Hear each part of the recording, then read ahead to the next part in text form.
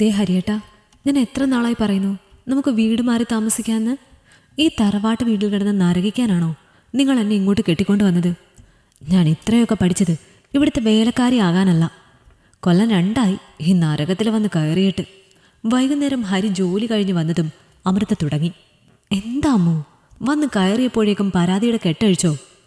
ഒരു ഗ്ലാസ് ചായയെങ്കിലും താ, നല്ല ക്ഷീണമുണ്ട്. അത് കേട്ടതും അവൾ മുഖം കനപ്പിച്ചുകൊണ്ട് തന്നെ അടുക്കളയിലേക്ക് പോയി. ഞാൻ പറഞ്ഞതിനെപ്പറ്റി ഹരിയേട്ടൻ എന്തോ ഒന്നും പറയാത്തത്? ചായ കുടിച്ചുകൊണ്ടിരിക്കെ അവൾ ആ വിഷയം വീണ്ടും എടുത്തിട്ടു. അമ്മു, വേറൊരു വീട്ടിലേക്ക് താമസം മാറ്റേണ്ട കാര്യം ഇപ്പോൾ നമുക്കുണ്ടോ? ഇവിടെ ഇപ്പോൾ ഞാനും നീയും അമ്മയും മനുവും മാത്രമല്ലേ ഉള്ളൂ.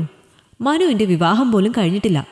ഇനി അഥവാ മാറി താമസിക്കണോ എന്ന് അത്ര നിർബന്ധമാണെങ്കിൽ അപ്പോൾ മാറിയാൽ പോരെ? കല്യാണം കഴിയാത്തത് തന്നെയാണ് കുഴപ്പം. സമയത്തിന് കല്യാണം കഴിച്ച് കൊടുത്തില്ലെങ്കിൽ ചില ആൺപിള്ളേർക്ക് അമ്മയൊന്നും ഉണ്ടാകില്ല, ഏട്ടത്തിയൊന്നും ഉണ്ടാകില്ല. അവൾ എന്തോ മുന വെച്ച് സംസാരിക്കുന്നത് പോലെ പറഞ്ഞു. ഛേ, നീ എന്തൊക്കെയാമോ ഈ പറയുന്നത്? ഹരി നെറ്റി ചൊളിച്ചു. ഇനിയും നിങ്ങളോട് പറയാതിരിക്കേണ്ട കാര്യമല്ലല്ലോ. മനുവിൻ്റെ ചില നേരത്തെ നോട്ടവും സംസാരമൊന്നും ശരിയല്ല. ചേട്ടൻ്റെ ഭാര്യയോട് പെരുമാറുമ്പോൾ കാണിക്കേണ്ട ചില മര്യാദകളില്ലേ, അതൊന്നും നിങ്ങളുടെ അനിയൻ്റെ 7 അയലത്ത് കൂടി തൊട്ട് തീണ്ടിയിട്ടില്ല. ദേ അമ്മു, വീട് മാറി താമസിക്കണമെങ്കിൽ അത് പറഞ്ഞാൽ മതി. വെറുതെ എൻ്റെ അനിയനെക്കുറിച്ച് ആവശ്യമില്ലാത്തതൊന്നും പറഞ്ഞുണ്ടാക്കണ്ട. ജനിച്ചപ്പോൾ മുതൽ ഞാൻ അവനെ കാണുന്നതല്ലേ. നീ ഓരോന്ന് ആവശ്യമില്ലാതെ ചിന്തിച്ചു കൂട്ടുന്നത് കൊണ്ടാണ് ഇങ്ങനെയൊക്കെ തോന്നുന്നത്. അപ്പോൾ ഞാൻ കള്ളം പറയുന്നതാണെന്നാണോ നിങ്ങൾ പറഞ്ഞു വരുന്നത്? ഇക്കാര്യത്തിൽ ഏതെങ്കിലും പെണ്ണ് കള്ളം പറയൂ ഹരിയേട്ടാ? വിവാഹം കഴിഞ്ഞു വരുന്ന ഒരു പെണ്ണിന് എല്ലാ അർത്ഥത്തിലും രക്ഷകർത്താവാകേണ്ടത് അവളുടെ ഭർത്താവാണ്. ഇവിടെ എനിക്ക് ആ ഭാഗ്യമില്ല.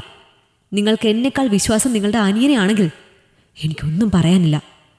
ഇത്രയും നേരം വീട് മാറി താമസിക്കുന്നതിന് വേണ്ടി അവൾ എന്തെങ്കിലും കള്ളം പറയുന്നതായിരിക്കും എന്നാണ് ഹരി കരുതിയത്. പക്ഷേ അവൾ ഇത്രയും തറപ്പിച്ച് പറയുമ്പോൾ അതിലെന്തെങ്കിലും സത്യമില്ലാതെ ഇരിക്കുമോ? അവൻ്റെ മനസ്സ് അസ്വസ്ഥമായി. അന്ന് രാത്രി അമ്മയോടും മനുവിനോടും നേരെയൊന്ന് സംസാരിക്കാൻ പോലും ഹരി നിന്നില്ല. രാത്രി കിടക്കാൻ നേരവും അമൃത പറഞ്ഞ വാക്കുകളായിരുന്നു മനസ്സ് മുഴുവൻ. പിറ്റേന്ന് രാവിലെ അവളെ വീട്ടിൽ തനിച്ചാക്കി പോകാൻ ഹരിയുടെ മനസ്സ് അനുവദിക്കാതിരുന്നത് കൊണ്ട് തന്നെ ഓഫീസിലേക്ക് ഇറങ്ങാൻ നേരം അമൃതയോടും പുറപ്പെടാൻ പറഞ്ഞു. 2 ദിവസം വീട്ടിൽ നിന്നിട്ട് തിരിച്ചു വന്നാൽ മതിയെന്നും പറഞ്ഞു. അത് കേട്ടതോ അമൃതയ്ക്ക് വളരെയധികം സന്തോഷമായി. എന്താ ഹരി പെട്ടെന്ന് അമ്മുവിനെ വീട്ടിൽ കൊണ്ടാക്കുന്നത്? എന്താ, എന്തെങ്കിലും പ്രശ്നമുണ്ടോ? രാവിലെ പുറപ്പെട്ടിറങ്ങിയതും അമ്മ കാര്യം തിരക്കി. അതിനവൻ പ്രത്യേകിച്ചൊന്നുമില്ല എന്നും അവൾ അമ്മയെ കാണണമെന്ന് ആഗ്രഹം പ്രകടിപ്പിച്ചുവെന്നും മറുപടി പറഞ്ഞു. അമൃതയെ സ്വന്തം വീട്ടിൽ കൊണ്ടുചെന്നാക്കുമ്പോൾ തന്നോട് പറഞ്ഞതൊന്നും വീട്ടിൽ പറയരുതെന്ന് ഹരി പ്രത്യേകം താക്കീത് നൽകിയിരുന്നു. അല്ലെങ്കിലും വീട്ടുകാരോട് പറയാൻ കൊള്ളാവുന്ന കാര്യമല്ലല്ലോ ഇതൊന്നും എന്നായിരുന്നു അന്നേരം അവളുടെ മറുപടി. അവളെ വീട്ടിലെത്തിച്ച് അവിടെ നിന്ന് ഒരു കാപ്പി കുടിച്ച് അവൻ ഓഫീസിലേക്ക് പുറപ്പെട്ടു. മകളെ കണ്ടതും അമ്മയ്ക്ക് സന്തോഷമായി. എന്താ മോളെ പെട്ടെന്ന്? ഇന്നലെ വിളിച്ചപ്പോഴും നീ വരുന്ന കാര്യം പറഞ്ഞില്ലല്ലോ. അവളുടെ കയ്യിൽ നിന്നും ബാഗ് വാങ്ങിക്കൊണ്ട് അവർ ചോദിച്ചു. അതിന് ഞാൻ പോലും ഇന്ന് രാവിലെ അമ്മ അറിയുന്നത്. എണീറ്റതും പുറപ്പെടാൻ പറഞ്ഞു ഹരിയേട്ടൻ. എന്തായി മോളെ? ഞാൻ പറഞ്ഞതുപോലെയൊക്കെ ഹരിയോട് പറഞ്ഞോ? സ്വകാര്യം പറയും മട്ടിൽ അവർ തിരക്കി. അതൊക്കെ അതുപോലെ തന്നെ പറഞ്ഞിട്ടുണ്ട്. ആദ്യം അംഗീകരിക്കാൻ കുറച്ച് ബുദ്ധിമുട്ടിയെങ്കിലും ഞാൻ കുറച്ച് സെൻറ്റി അടിച്ചപ്പോൾ സംഗതി ഏറ്റു. അതിൻ്റെ ഫലമായല്ലേ എന്നെ ഇപ്പോൾ ഇവിടെ കൊണ്ടുവിട്ടത്. തെളിച്ചു പറഞ്ഞാൽ അനിയനെ വിശ്വാസമില്ലാഞ്ഞിട്ട്. പാവം മനു, മനസ്സാ വാചാ കർമ്മണ ഒരു തെറ്റും ചെയ്തിട്ടില്ലെന്ന് എനിക്കല്ലേ അറിയൂ. അതും പറഞ്ഞുകൊണ്ട് അവൾ പൊട്ടിച്ചിരിച്ചു. അതേതായാലും നന്നായി. വേറെന്ത് പറഞ്ഞാലും അവൻ വിശ്വസിക്കില്ല. തള്ളയെപ്പറ്റി പറഞ്ഞാൽ പിന്നെ തീരെയില്ല. അതുകൊണ്ടല്ലേ പാവം ചെറുക്കനെ ഇതിലേക്ക് വലിച്ചിടേണ്ടി വന്നത്. അവരും അവളുടെ സന്തോഷത്തിൽ പങ്കുചേർന്നു. അല്പനേരത്തിനു ശേഷം അവർ തുടർന്നു. അവനിപ്പോൾ ഇത് മനസ്സിലിട്ടുകൊണ്ട് നടക്കുമല്ലേ. ഇനി ഇതാളെ കത്തി ഒരു വലിയ പൊട്ടിത്തെറിയായി മാറണം. അതിനുള്ള വഴി എന്താണെന്ന് ഞാൻ പറഞ്ഞുതരാം. മോള് വാ. അതും പറഞ്ഞുകൊണ്ട് അവരവളെ അകത്തേക്ക് വിളിച്ചുകൊണ്ടുപോയി. രാത്രി ജോലി കഴിഞ്ഞ് വന്നതും ഹരി മുറിയിൽ ഒരേ ഇരിപ്പിരുന്നു. എന്താ മോനെ, സുഖമില്ലേ? ഇന്നലെ മുതൽ ഞാൻ ശ്രദ്ധിക്കുന്നതാണ്. ആകപ്പാടെ ഒരു വല്ലായിക. നിങ്ങൾ തമ്മിൽ എന്തെങ്കിലും പ്രശ്നമുണ്ടോ? മുറിയിലേക്ക് ചായയുമായി വന്നതും അമ്മ തിരക്കി. ഞങ്ങൾ തമ്മിൽ ഒരു പ്രശ്നവുമില്ല. ഇനി ആരും ഉണ്ടാക്കാതിരുന്നാൽ മതി. എന്താ മോനെ നീ ഇങ്ങനെയൊക്കെ സംസാരിക്കുന്നത്? എനിക്കൊന്നും മനസ്സിലാവുന്നില്ല, അവർ വേവലാതിയോടെ പറഞ്ഞു. ഒന്നുമില്ല, എനിക്ക് നല്ല തലവേദന ഉണ്ട്. കുറച്ച് കിടക്കണം. അമ്മ ഒന്ന് പോയി തരുമോ? അത് പറഞ്ഞതും സങ്കടത്തോടെ അവർ തിരികെ പോന്നു. തങ്ങൾ അറിയാതെ എന്തൊക്കെയോ ഇവിടെ നടക്കുന്നുണ്ടെന്ന് അവർക്ക് മനസ്സിലായി. അങ്ങനെ 3-4 ദിവസം അമൃത സ്വന്തം വീട്ടിൽ സന്തോഷത്തോടെ കഴിഞ്ഞു. ശനിയാഴ്ച വൈകുന്നേരം ജോലി കഴിഞ്ഞ് ഹരി വിളിക്കാൻ ചെന്നപ്പോൾ മനസ്സില്ലാ മനസ്സോടെയാണ് അവൾ തിരികെ പോന്നത്. പിറ്റേന്ന് ഞായറാഴ്ചയായിരുന്നു. എല്ലാവരും വീട്ടിലുണ്ടായിരുന്ന ദിവസം. മനു പുറകുവശത്ത് ബൈക്ക് കഴുകുന്നത് കണ്ടാണ് അവൾ കുളിക്കാനായി പുറകുവശത്തെ ബാത്റൂമിൽ കയറിയത്. അന്നേരം അമ്മയും ഹരിയും ചെറുമയക്കത്തിലായിരുന്നു. ബാത്റൂമിൽ കയറി കുറച്ചു കഴിഞ്ഞതും അമൃതയുടെ നിലവിളി ആദ്യം കേട്ടത് മനുവാണ്. എന്താണെന്നറിയാതെ അവൻ ഡോറിന് പുറത്തുനിന്ന് എന്താ ഏട്ടത്തിയെന്ന് ചോദിച്ചെങ്കിലും മറുപടി ഉണ്ടായില്ല.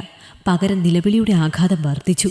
നിലവിളി കേട്ട് ഞെട്ടിയുണർന്ന് ഹരിയും അമ്മയും ഓടി വരുമ്പോൾ മനു വാതിലിനടുത്ത് നിൽക്കുന്ന കാഴ്ച ഹരിയെ കൂടുതൽ പരിഭ്രാന്തനാക്കി.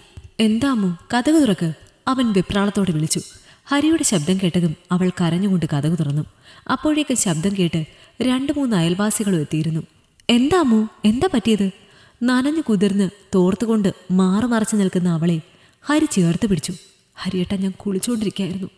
അപ്പോൾ ഈ മനു എത്തി നോക്കി. അത് പറഞ്ഞതും അവളുടെ കരച്ചിലിൻ്റെ ആക്കം വർദ്ധിച്ചു. അത് കേട്ടതും ഹരിയും മനുവും അമ്മയും ഒരുപോലെ ഞെട്ടി. നിനക്ക് എന്ത് ധൈര്യം ഉണ്ടായിട്ടാണ് ഈ ചെറ്റത്തരം ചെയ്തത്? അതും പറഞ്ഞുകൊണ്ട് ഹരി മനുവിൻ്റെ ഷർട്ടിന് പിടിച്ച് 2 എണ്ണം കൊടുത്തു. ഹരിയേട്ടാ, ഏട്ടത്തി കള്ളം പറയുന്നതാണ്, ഞാനങ്ങനെ ചെയ്തിട്ടില്ല. കരഞ്ഞുകൊണ്ട് മനു അത് പറഞ്ഞെങ്കിലും ഹരിയുടെ ദേഷ്യം വർദ്ധിച്ചതല്ലാതെ കുറഞ്ഞില്ല. അമ്മ കരഞ്ഞുകൊണ്ട് പിടിച്ചു മാറ്റാൻ ശ്രമിച്ചെങ്കിലും നടന്നില്ല.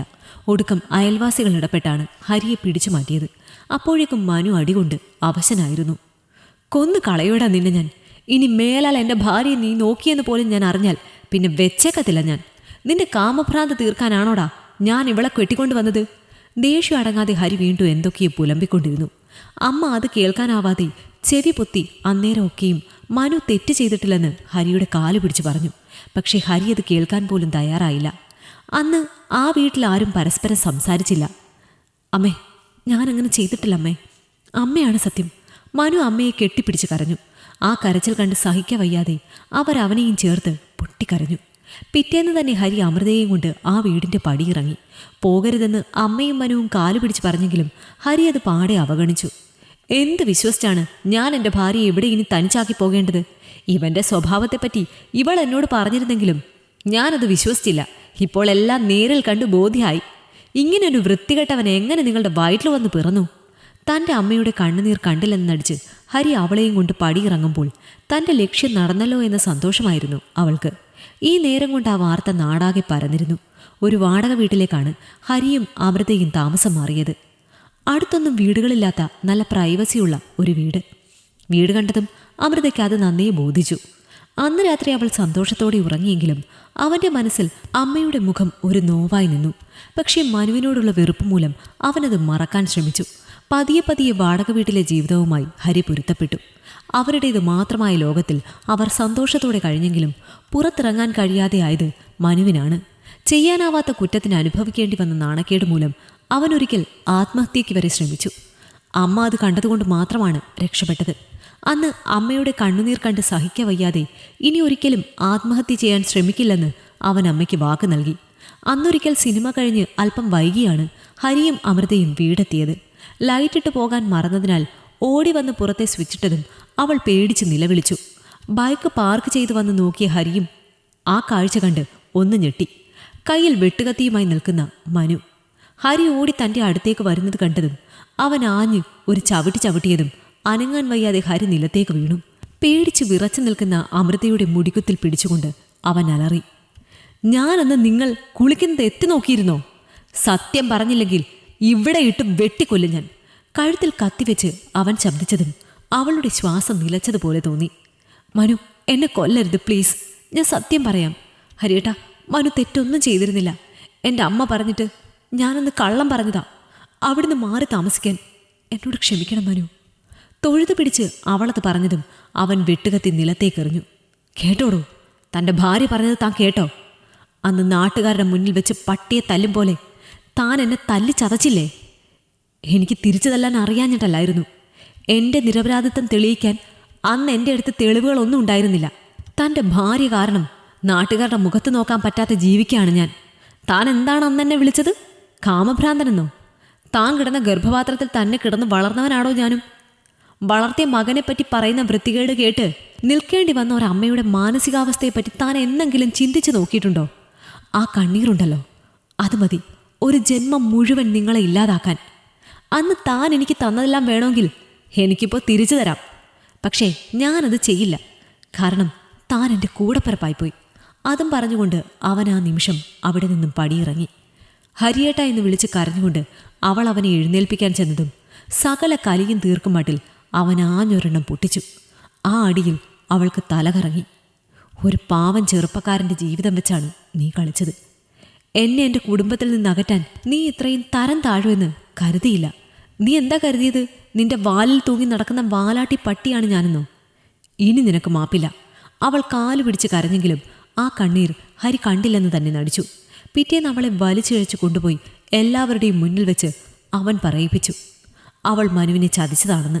സത്യം അറിഞ്ഞതും പലരും അവളെ നോക്കി കാർക്കിച്ചു തുപ്പി. അവിടെ നിന്നും അവൻ അവളെയും കൊണ്ടുപോയത് അവളുടെ വീട്ടിലേക്കാണ്. അവളുടെ അമ്മയ്ക്കും കണക്കിന് കൊടുത്തു അവൻ.